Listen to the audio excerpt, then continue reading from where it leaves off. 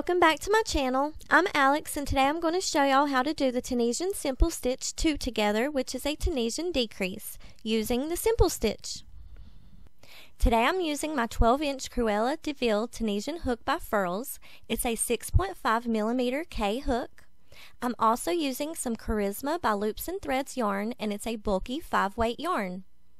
Now let's get started. As you can see, I have one row of Tunisian crochet. Tunisian simple stitch 2 together by inserting the hook behind the front vertical bars of the next 2 stitches, yarn over, and draw through and pull up a loop. This is a decrease, and it's that simple. I hope y'all like this tutorial. If so, please give it a huge thumbs up, and a share on social media is always wonderful and appreciated. Subscribe for more videos. Until next time, bye and happy crocheting!